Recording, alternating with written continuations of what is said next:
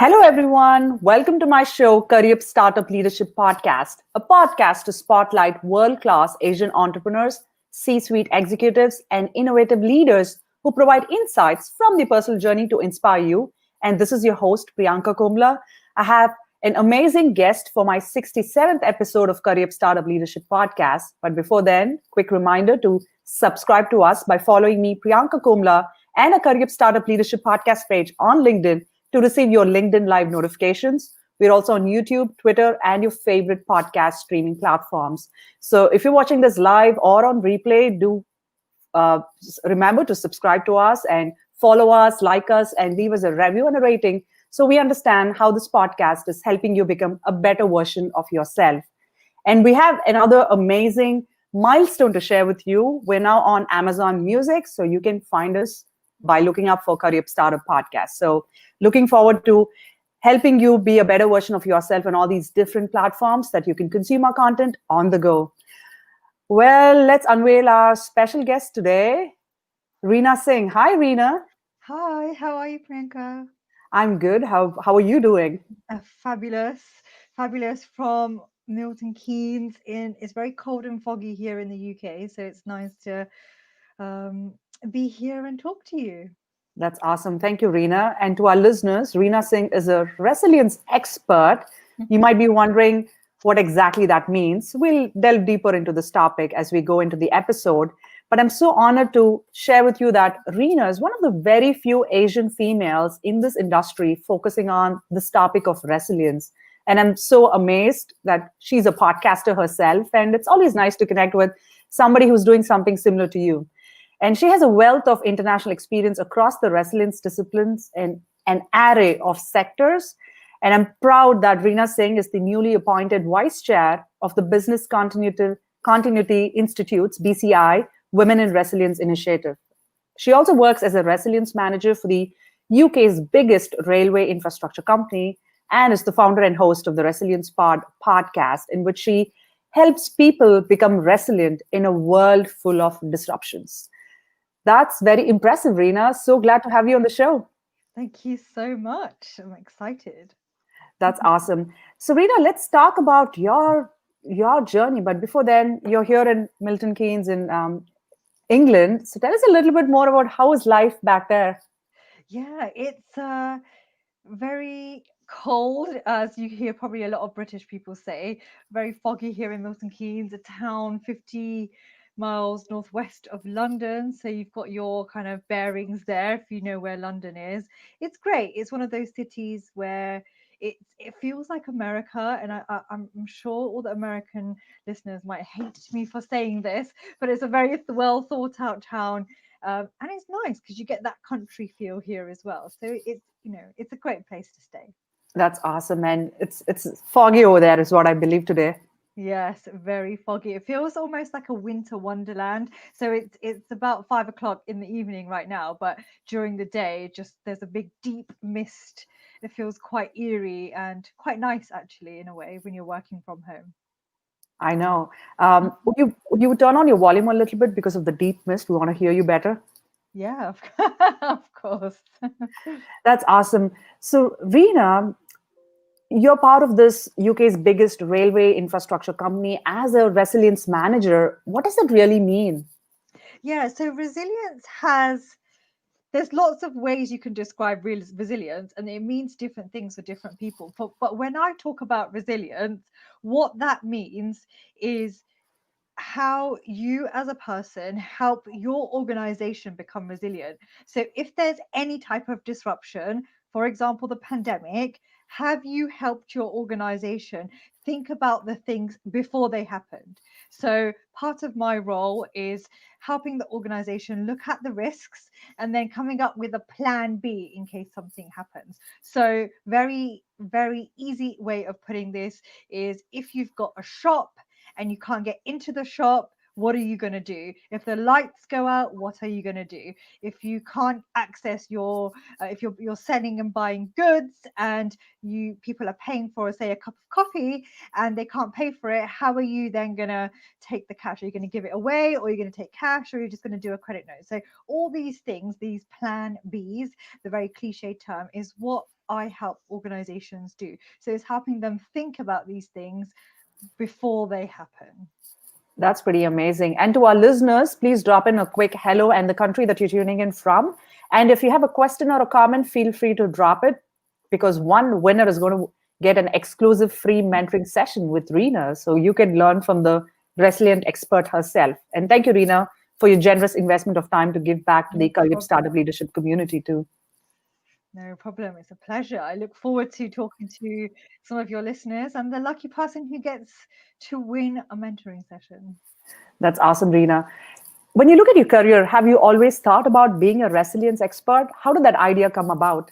Oh gosh, Priyanka, this my career has definitely not been by design, and I really applaud those who actually go through their life and actually think about what they wanted to do. For me, it just happened by chance. So if you talk to anybody in the resilience industry, how I've described it, helping your organization plan for the worst case scenario, a lot of us fall into it by accident. We get told to do this, um, because they don't want to pay consultants to do it. So it all just happened by chance. One day I was told, right, you're going to look into this because we don't want to pay um, consultants. Why don't you go off and do it? And it just went from there. And that's how I piqued an interest in kind of the resilience fields like risk management, and then continuity planning, which is helping the business kind of get back to normal after disruptive events. So definitely by chance. But with that said, obviously I fell into this field by chance. But then as I got into it and I thought, wow, I'm actually quite good at this, the steps I made in advancing in my career were very well thought out and more strategic. So if you look at my employment history, for example, in the last 6 years, I've stepped up into higher positions every 2 years, and that's been done consciously because I've looked at roles and I thought, well, how do I get from step A to B? So, how do I become an advisor? So, I've done all those steps. Now I'm an advisor. How do I get into a management position? And then look for those skills and develop that, and so forth. So, it's been a conscious choice to set out that path, but be flexible in it as well, because we all have goals, and sometimes we get so honed in on saying, right, I want to be a director or a founder or whatever, but you actually kind of lose your track of what you're really interested in. So committed in my approach, but I'm flexible as well. So I yeah. like your approach where you know that life is not a linear path, right? You don't Yeah. get from A to Z in just like a straight line. And I'm so glad your thought process about resilience is helping you design your life in a very open mindset. Yeah, absolutely. I feel that's really important, to embrace change and realize that even if you, for example, write a 5-year career plan, that's okay. But, sometimes it's not going to go to plan, and you've got to expect that things won't go to plan, and just have the flexibility to navigate that, and don't let that put you off. And I think that's really important in any career you do, not just resilience or any career you want to do by design, is just be a little flexible, because if you are, it will open up new opportunities. If I wasn't flexible, like at university I studied management and human resources, if I was like, I'm just going to do this, I would never have done all this work. And then actually I never would have met you, because I probably wouldn't have been so active on social media. So everything kind of, once you open up, things, opportunities start getting to you, and you attract more things that you might not necessarily have thought about. That's very true. On that note, I'm going to acknowledge one of our live listeners. We have Mohit Karbanda, who's joining us from India. Hi, Mohit. Welcome to the show. Hello. All right, so let's talk about your work as one of the few Asian females in that industry. And you're now the vice chair for the Business Continuity Initiative, BCI, Women in Resilience Initiative. How does it feel being in that spot, and what are you doing to create a more lasting impact for other women? Yeah, so do you know what, Priyanka? It's quite an honor being in this position, because it's a very prominent leadership position, being a vice chair for women, but also it's really personal, because in this industry that I'm in, before it was very male dominated industry. It's not the traditional industry that, say, Asian people get into. You know, you're highlighting Asian leaders here. Definitely, like, how many Asian people do you know that are do resilience? So being in this position where you can then attract more females is so key, because there's so many times earlier on in my career where I used to go to networking events and I was A, the only woman, and B, the only woman of color, and there was literally no one that looked like me. So when this initiative started up, and also to address kind of gender imbalances and so forth, having a group of women come together and who are actually doing similar roles is just so powerful. And I remember walking into the very first meetup that the BCI did, the Business Continuity Institute, and I thought, where did all these women come from? I have not seen a single one at a network event ever. And so that made me realize that, wow, there is actually a lot of us there. The race is a different issue. Um, so having this group is really, really great. And being the vice chair now is something that is really it's a serious position that I've got to take, because since becoming that, I've had so many women of color message me and get in touch, and I feel that representation really matters, and it's something that never really bothered me in the past. You know, I've grown up in the UK.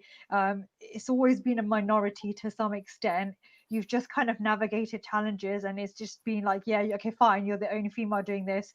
You may be the only like Indian female of Indian origin, but then you start reaching out to others who are very similar to you, and then you feel like there's a sense of connection. And if I mean, I didn't have that when I was in the industry, so I feel like I'm being in this position, I can attract more of that. And that's one of my goals, is to get more Asian women doing this kind of work, or and putting themselves out there as well, all women too, but mainly Asian women. And I find it's a challenge.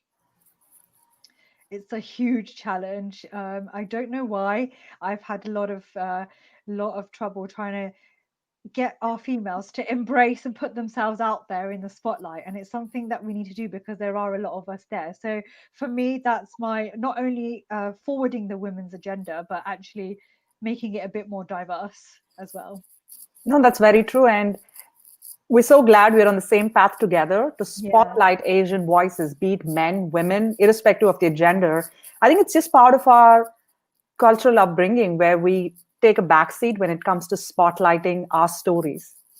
Yeah, absolutely. And it's, I don't know why. I don't know if it's just an ingrained thing that we have, that it's just something that we've never traditionally been encouraged to do, and put yourselves out there. But now it's becoming so, with social media and internet, it's just becoming so much easier to do that. And I feel the next generation are just going to be, it's just not even going to be an issue. But now is the time to kind of showcase that we're here and we're equally as competent, and it doesn't actually really matter what race you are, or what you do. Yeah, you know, it's you need that visibility and representation everywhere. Very, very true.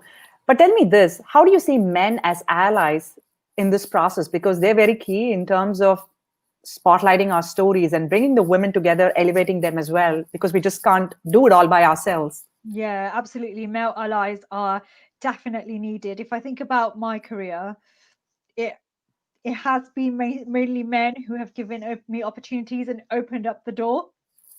So they really do play a part. And with male allies, it's more, well, how can you be a male ally to like women in the industry or those underrepresented? It's actually speaking out for them when it's needed. So if you're in a meeting and someone is overlooking the female, it's your job as a male to be like, okay, well, let's just listen to, like, Priyanka, let's listen to Reena, what is her thoughts, and actually giving credit for that. So it's very simple things you can do, the positive reinforcement, and actually supporting that person as well, and using your advantage to leverage the advancement of others. It could even be a referral. So, you know, a lot of the male allies that I personally have will champion me even when I'm not there. Like, so they'll say, oh, you need to speak to Rina, to talk to her about resilience or this or that. That's a male ally when they're doing things when you're not there in the room. Very true. Sponsoring us, advocating for us is very crucial in terms of elevating women uh, in this pandemic times where women are dropping out of the workforce in millions. Yeah. And do you know what? Just one thing I would like to add there, Priyanka, is women need to champion women as well. We talk about male allies, and this is something that I feel really strongly about, but women need to do the same.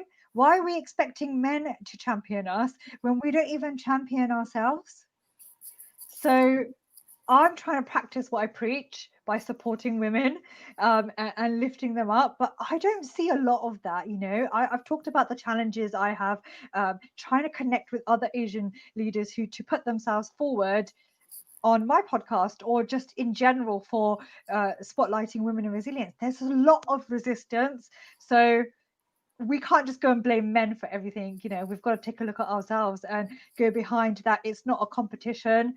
We're all winners in our own sense. So it's just something that I was thinking about this the other day, and I thought, well, forget males, there's not enough women supporting women at this moment. And this is an aspect that's not just limited to the Asian culture. You see it everywhere. And I think there needs to be a paradigm shift in terms of how we think about supporting each other and supporting men as well. It needs to be a win-win for all of us to create this community of, amazing impact. Now, let's talk about the resilience factor and how we can bring ourselves to be more resilient from a professional standpoint as well as from an organization standpoint. We have an interesting question from one of our live listeners, Mohit Karbanda. How do short-term, medium-term, and long-term strategic planning, how can we do any of these terms of planning from a CXO perspective? So, you know what? There's no right answer for this. It all depends on the appetite of your organization. If you're looking at it from an organization perspective. So a lot of the times as resilience professionals, we find that we need a piece of paper to tell us how to do things.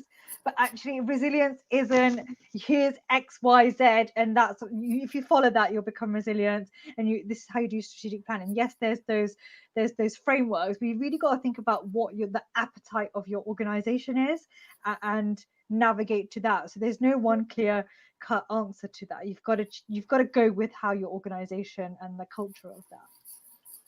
That's very true. And, sometimes a checklist isn't the answer. Resilience is more about how do you adapt on the go, because there are a lot of variable factors in the environment that you'll have to address.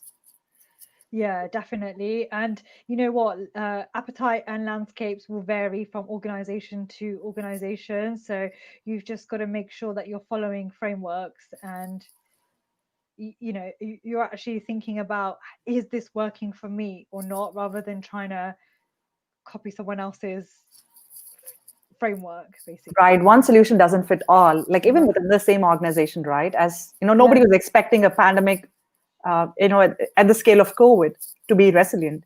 But it's just that leaders have to plan as we go and then spearhead taking people along with them.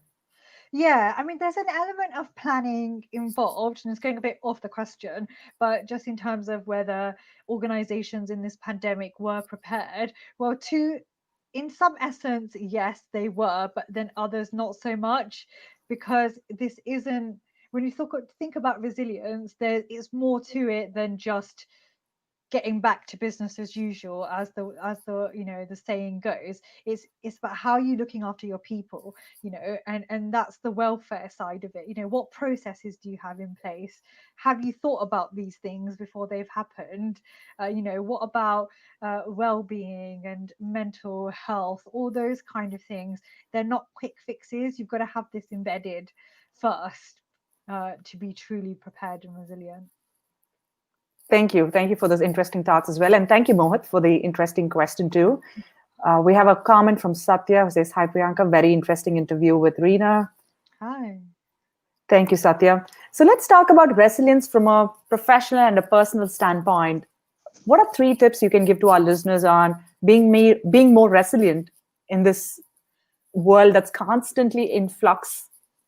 Yeah, okay. So firstly, I want to address like the term resilience And when you Google this, you always see like bouncing back, but it's actually not about bouncing back, because you can never be back to where you were before. It's about moving forward.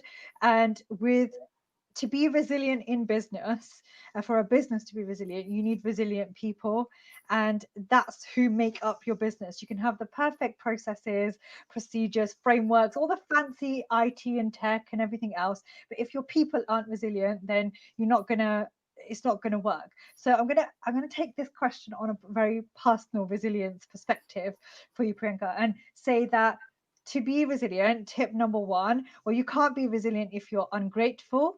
So it's about gratitude. So what are you grateful for right now, for today? Right, for me right now, I'm grateful for being on your show and being live, and I'm grateful for the people that are tuning in live. Without that, how can I appreciate anything if I'm just like, oh yeah, I deserve everything? So that's key. Then secondly, it's actually nurturing yourself and being kind to yourself and seeing yourself in a very positive way. I don't feel we do that enough as individuals, and especially not as, I feel from an Asian perspective, you're always like, we go through this like trauma in a sense that is ingrained in our culture of, you have to be good enough and you've got to do all this and you've got to be a certain way, and then you kind of don't see yourself in that way. So nurture yourself to be resilient. I think it all comes from within. Before you even tackle a business, you've got to be that. And number three is you've got to be brave and take risks, because if you don't, then you don't get those experiences, and nothing beats experiences. So you can get it wrong, but you can't be resilient if you don't take the risk and be brave. So Those those are are um, those are amazing insights, and uh, having the feeling of gratitude. I think that's something that we miss in our everyday life, like having a hot breakfast, taking a shower.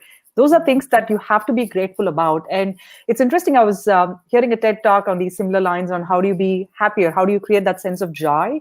Because we get so carried away with our day to day life. And one of the examples was you can sit down and just write a list of things that you're grateful for. And I was just writing my list, and simple things like having access to internet, talking to like-minded people. Those are simple things that we take for granted, and it could be a big challenge for somebody in a different part of the world. Yeah, absolutely.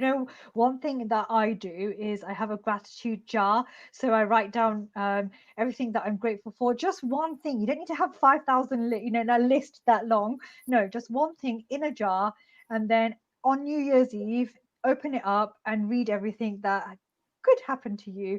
What it does is it gives you that sense of, wow, actually, it might have been a crappy year, but there's loads of things I'm grateful for.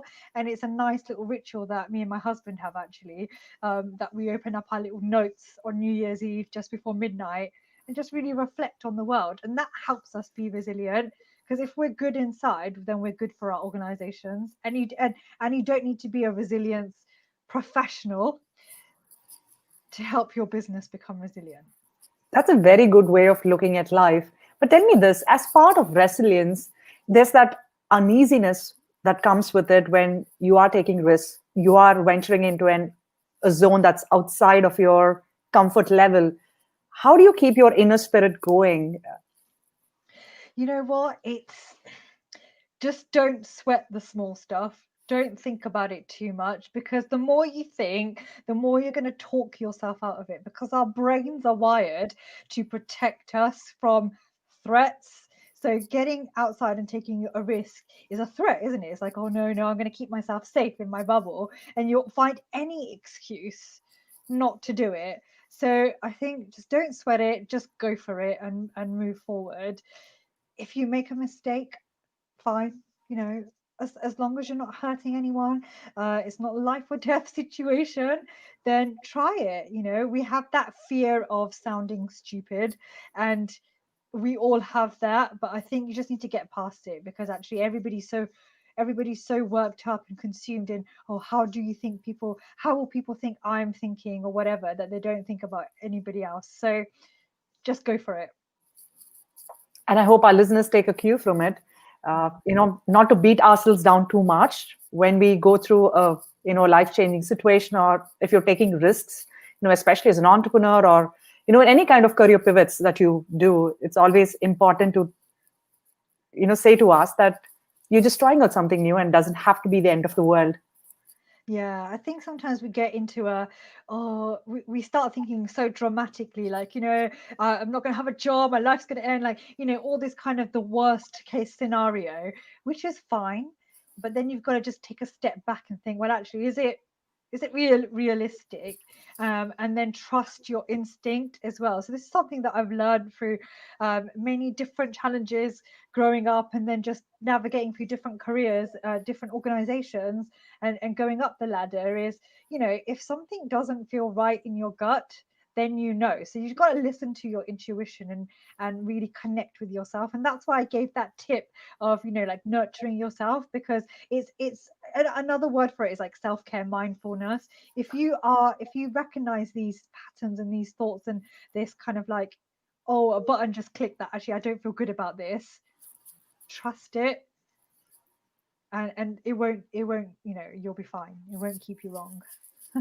That's an amazing way of looking at it. Now, tell me this: you are the host of the Resilience podcast, and you've had some wonderful, fabulous guests, and I admire your tenacity to be a host and bringing these stories about resilience into the spotlight. Tell us a little bit more about the podcast and where can people find it. Yeah, thanks, Priyanka. And I definitely know you relate to this, being, having your own podcast. The Resilience Pod is a podcast dedicated to the resilience professionals. Now, it's not just for resilience people, professionals, but it started mainly to unmask the like perceived perfection. So when we look at someone's profile, they looks perfect, their photos are perfect, there's no flaws, they look like, oh my God, how dare I talk to a CEO or a director, especially if you're starting new in the industry. So the podcast was about unmasking it and the facade the resilience industry has, because you feel like it's a small community and everyone knows everyone eventually.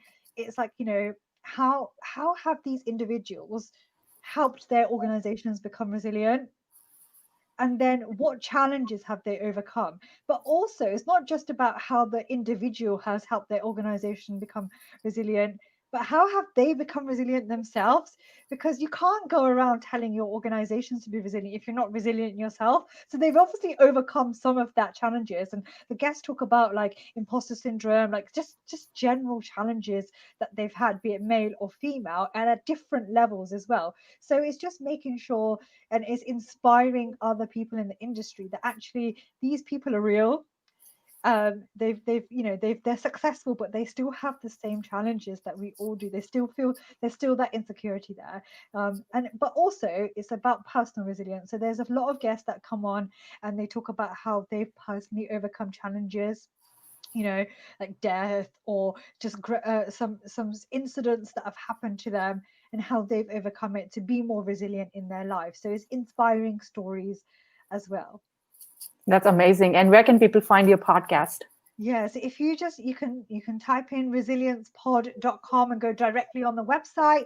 There's also a LinkedIn page, Resilience Pod Podcast, and you can just search me, Reena Singh, and you will find it there. It's everywhere on all the listening platforms. There's videos too with people in the industry. So there's something for everyone. It's like a multimedia platform. So whether you like reading, listening, or watching, I've got you covered on all those elements. That's amazing. I would encourage all our CurryUp Startup Podcast leadership listeners to go ahead and check out Reena Singh's Resilience Pod. It's amazing. And we're also going to add links to her website as part of our show notes so you can find her. And do follow her on LinkedIn and connect with her so you can get to follow her journey of resilience as part of our growth curve. So, Reena, when you look back at yourself, what's one thing that you are proud of being resilient in your own way? You know what? Having the courage to keep on going and not giving up. Um, there's that virtue that, like, you have to have patience and perseverance. And often, I've had many challenges, um, and it's just keep going and having the faith to keep on going, because a lot of the times people will give up. So, there's been points in my career where I didn't have a job for over a year and a half, and that wasn't because I wasn't capable, but it's just like not giving up and having faith in yourself. I've gone and lived in different countries by myself. I've had challenges. I've been stranded at airports. and also there's been all sorts that challenges that life have thrown my way, where they've been very unfavorable, unfavorable to say the least. Some of it is probably because I took many risks and they didn't quite pay off. So yeah, I think I'm quite proud of just moving forward and not letting it hold me back and learning from it, leveraging the bad things into a good way. Is there anything you would change if you had a time machine to do that? You know what? No, I have often have this conversation with my husband. He's like, "Oh, would you change something or go and do things differently?" And I just think no, because I feel up until this day I've lived life how I've wanted to. I've met many people that have gone through their 20s and 30s and they've made lots of money, like done work, but they're not actually had experiences. Or if I've done it the other way around. So like I went to uni, then I went off to a different country, lived there, like spent all my money, spent all my money, lived life to the full, and I have literally have no regrets. Um, it's how I wanted to live at that time, and I made those decisions the best I could in the time where I thought was best. So I feel no, actually, I wouldn't be the type of person I am if I went and changed something from what I know now. It's nice to have that experience as part of your journey, right? Because you're reaching your destination, as everybody says, right? That's not the Yeah. thrilling part of life. It's more about the experiences, the unfavorable conditions, being it stranding in an airport or learning a new culture, meeting new people in a different part of the world. Those make you who you are when you look back. So I really admire your courage and resilience in your own life as well. Yeah, thank you. Some might call me crazy for constantly, upping and moving and starting again and trying to make new friends. But I've always done that with my parents, and they have been kind of like my roots of resilience, as I say, like taught me these things and how to overcome adversity in different situations. So it just feels natural, and to then wish that it was different is an injustice to the type of person I've become. Uh, so yeah, like you said, it's all a journey. You've got to enjoy it. That's fabulous. So we have a fun rapid fire round for you. Are you ready for it? Yes, I am. That's awesome. And a quick reminder to our listeners, if you have a question or a comment about how you look at resilience and a key takeaway, please share it so we get a chance to know more about it from your perspective as well. And that free mentoring session is still up for grabs. All right, Reena, you tell me the first thing that comes to your mind when I say the following. Who's your role model? You. Oh my goodness, I'm so honored. Yeah, like I've never heard that. yeah, I just think, you're doing this amazing job with this podcast. Totally upped your game. You actually inspiring me to then up my game on my podcast. So I think, yeah, if I in terms of role models, you are definitely there, and you actually inspired me to start up my own LinkedIn page. So you. That's awesome. Thank you for your kind words. And we're always here to support each other and learn from each other. That's how I see you, Reena. So thank you for being part of my inner circle. Welcome. What does success mean to you? Being better than I was yesterday. So I'm my own competition. That's an amazing way to look at it. And this actually is a quote I'm going to keep at the back of my mind because this is something that each one of us as a human being need to understand that competition is not external. It's more about how are you giving your best version to yourself. Yeah. What is, how do you define success? For me, it's being content with where I am and that I am better than I was this time last year, or I've grown into something else. So it could be baby steps, it could not be, but it's all about where I was from this point in time last year to this point now. That's how I define success. And also, lastly, I know it's not one word. Success is if anybody listens to this, or even if one person has listened to this and taken the time to comment. For me, that's success because I've reached one person. It's not about the numbers. It's about reaching one person and impacting that person. That's impressive. So, to the people who are watching it live or on replay or hearing this on a podcast platform, do leave us a comment on how Reena Singh's thoughts have inspired you, and help each other feel successful in a very small way. Uh, you might think it's a small way, but the impact really counts because you're making a very huge change in the minds of somebody else. Indeed. So I know you are an open book as part of your podcast, which I've seen. But tell us one fun thing about Reena, which is exclusive to our CurryUp Startup Leadership Podcast listeners. Yeah, so one fun thing, I mean, I've done a lot of crazy things in my life, but one fun thing that I did, and you might call it crazy, is I skydived on a whim. So one day I woke up and I thought, I want to go skydiving. And the next day I booked it and went. That's amazing. And where was this? So this was when I lived in Canada, and I was there and just like fresh in my early 20s, probably about 8-10 years ago now. And yeah, I just wanted something fulfilling. Forget the fact that I had left the UK and gone to a different country and found a job, found somewhere to live, and didn't have all this before I went there. But then seek more thrilling experiences, because I just wanted something that I could talk about and feel that rush, that adrenaline, was something that I don't really tell many people about, really. It was just at the time I told my colleagues and they thought I was crazy, but it's just something that I did on a whim, and I kind of like that. I'm a very calculated and planned person too, because it's the nature of my job. But there is that streak of me that will be spontaneous, or let's do this, or I've got this crazy idea, I'm going to do it now. So I like that. I've done something similar in my 20s as well, not too long ago. I've yeah, done skydiving, but it's more like the indoor pressurized, okay, yeah. controlled skydiving. So it's just fun to do certain things that are outside of your comfort zone, and that's where the joy of living comes into the picture. Yeah, definitely. It was scary as hell. I was just like, and I managed to drag a friend with me at that time, and she made me go fast. So I was like, okay, well, hopefully see you on the other side. So it's a scary experience when you're not used to that kind of thing. But I it's know. Yeah. For me, I was lucky because it's a simulated environment. So you have a yeah, driver with you who takes you up and down and does those laps.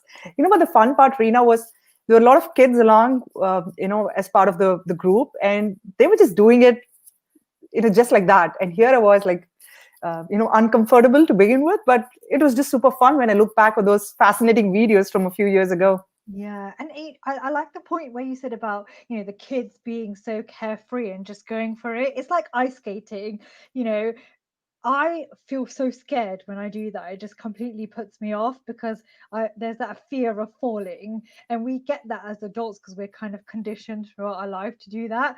Whereas I love like the child mindset where you just go for it and do it, and you just don't have that fear. And it's something maybe that we should just be consciously trying to do. Like, don't fear these things, because that builds towards our personal resilience too. I know you can just emulate kids on the resilience aspect of life. They just pick it up and act as if nothing happened because they don't really care about what people think about them. Yeah, absolutely. All right. So, last question. What is your native language and one word to describe yourself in it? Okay, so my native language is Gujarati. You wouldn't think that from my name, but it's because I'm married to a Punjabi guy. So yeah, Gujarati. And one word to describe me, it would be kaleidoscopic. So That's pretty cool. Do you have an equivalent Guju term for that? no idea.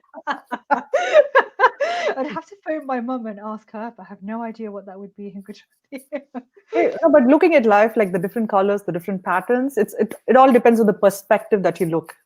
Yeah, exactly. And your person, why I say that is that I'm very adaptive. So I would my throughout the experiences through my life, you change according to who you talk with. You don't change your core, but you change as when you look into the kaleidoscope and you look through the colors and they change to fit in. That's how my personality goes as well, but being true to myself as well. I love that. That's a very nice way to wrap up this episode of CurryUp Startup Leadership Podcast with Reena Singh. Uh, you know, be like a kaleidoscope. You fit into the environment, but at the same time, you know who you are, and the authentic self stays with you. Thanks so much, Reena. Do you have any parting thoughts to our listeners? Thank you so much for hosting me and featuring me on this spotlight. I think for anybody who's watching and who watches, and for your listeners to keep on watching this awesome podcast by Priyanka. There's not we need to support each other, like I said before, and Priyanka definitely is an inspiration to help you par and up your game in terms of quality. So I fully support this, and you, and I encourage everybody to follow Priyanka as well, and the podcast. If you don't, then you'll have me to answer to. Thanks so much, Reena, for your kind words. And it's always nice to inspire each other. And, just 1% of change every day by listening to, your podcast or mine or any of these, different life lessons is very important. So you don't have enough time in your life to make all the mistakes. So just learn from everybody else so you can get through different experiences which are very unique to you. Yeah, absolutely. Be brave, take risks, because nothing trumps that, and nothing trumps experience. That's very true. And I hope this is a nice reminder for us to embrace the experiences that life throws at you. And with that being said, drum roll for our lucky listener for that free mentoring session. Are you ready for it, Reena? Yes. All right. So let's give it to Mohit Karbanda, and we'll connect with you offline, Mohit. So send me a LinkedIn request if I know whenever you get a chance, and we'll connect you with Reena to get that free mentoring session as well. All right. Congrats and thanks so much, Reena. This was a very eye-opening podcast for me, and especially key takeaways on this 67th episode of CurryUp Startup Leadership Podcast with Reena Singh is one, be like a kaleidoscope and fit into your environment, but at the same time, your core needs to be true to yourself. And two, embrace life and the experiences that life throws at you. And the fear factor is just the beginning of it, but there's more to life if you sneak peek into it. And three, there's no checklist for resilience, but it's always interesting to think about, what are some plan A's, B's that you need to have. And it's more like a mindset approach. That's how I look at resilience. It's not like a checklist. It's more about the way you approach life, the way you look at how do you navigate life. And that's the beautiful aspect of resilience is what I've learned through this episode. So thanks so much again, Reena. Anything else that you want to tell our podcast listeners? No, just be true to yourself and keep on investing in your resilience, however that might be. That's amazing. And as a reminder, do check out Reena Singh's Resilience podcast. You can check her website, also follow her LinkedIn page where you can receive updates on a regular basis too. All right. Thanks so much, Reena. So this is your host, Priyanka Komala, signing off. Until next week, we have an amazing lineup of guests every Sunday, Monday, Tuesday at times that you can see on your screen. So do continue following me, Priyanka Komala, as well as our LinkedIn page for CurryUp Startup Leadership Podcast to receive your LinkedIn live notifications. We're also on YouTube. So if you're following us on YouTube or listening to this episode, hit the subscribe and hit that like button so we know that this podcast has inspired you. If you're hearing this on any of the podcast streaming platforms, do continue to subscribe to us and leave us a review and a rating. Thanks so much and hope you have a wonderful rest of the day and embrace the resilience as part of your life. Thank you, everyone.